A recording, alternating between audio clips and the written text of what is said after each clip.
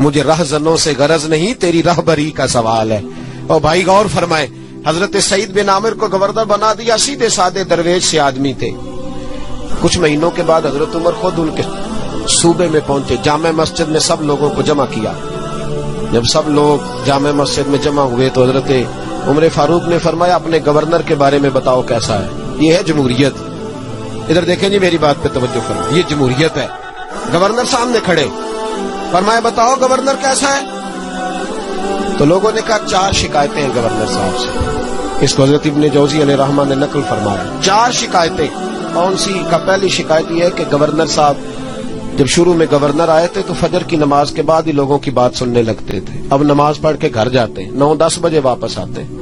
दूसरी शिकायत यह है कि हफ्ते में एक दिन मिलते नहीं। तीसरी शिकायत है सिर्फ दिन को मिलते हैं, रात को नहीं मिलते। और चौथी शिकायत यह है कि कभी कभी रोने लगते और बेहोश ही हो जाते। आपने अजीब दीवाना गवर्नर बना दी। हजरत उमर ने हजरत सईद बिन आमिर की तरफ, बोल भाई तेरी शिकायत है।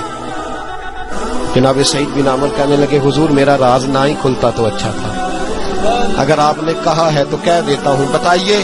फरमाया तेरी पहली शिकायत है कि तू फजर के बाद घर जाता है, 9-10 बजे आता है। जनाब सईद बिन आमिर रो पड़े। गवर्नर साहब कहने लगे, हुजूर गरीब हूँ, नौकर रखने के पैसे नहीं, बच्चे मेरे पास मौजूद नहीं, बीवी मेरी बीमार हो गई है। 30 साल उस भली मानस औरत ने मेरी खिदमत की, अब बीमार है, नमाज पढ़ के घर जाता हूँ, अपनी माजूर और बीमार बीवी को नाश्ता पका के देता हूँ।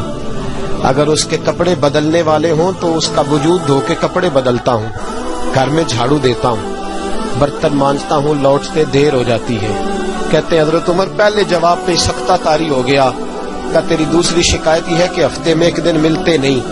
तो सईद बिन आमिर अर्ज करने लगे, हुजूर कुर्ता मेरे पास एक ही है, हफ्ते में एक दिन धो के खुश्क होने को डालता हूँ, बीवी के कपड़े पहन के बैठा रहता हूँ, ठंड का मौसम है, असर वही हो जाती है। कहते हम लोगों की आंखों में आंसू चमकने लगे।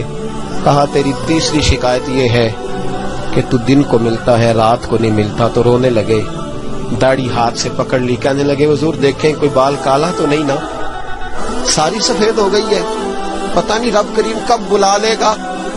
दिन मखलूक के लिए रखा है, रात अपने रब के लिए रखी हुई है।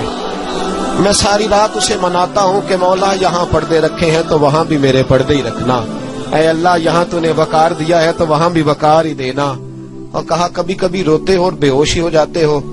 कहने लगे हुजूर बहुत पुख्ता उम्र में कलमा पड़ा था, 40 साल का था जब कलमा पड़ा। जब 40 साल के गुनाह याद आते हैं तो रो पड़ता हूँ, सोचता हूँ कि मैं तो एक हफ्ते का हिसाब नहीं दे सकता, 40 सालों का कैसे दूंगा।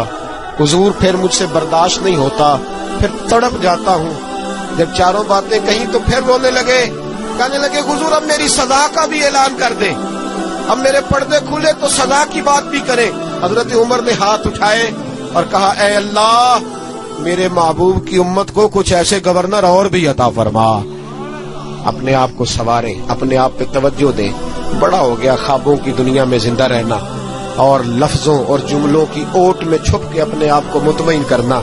अब जरा अमल की दरवाजे की तरफ भी अपने कदम बढ़ाएं और कुछ काम ऐसे भी करें जो हमारा और हमारे रब का राज हो, और सुबह कयामत वो हमारा खजाना हमारे काम आए।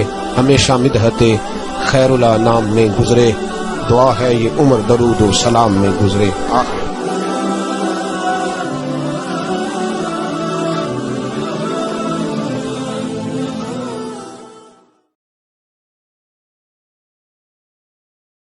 चैनल 202 न्यूज़ HD को सब्सक्राइब करें, वॉच करें और बेल के बटन पर क्लिक करें ताकि हर खबर आपको लम्हा ब लम्हा मिलती रहे।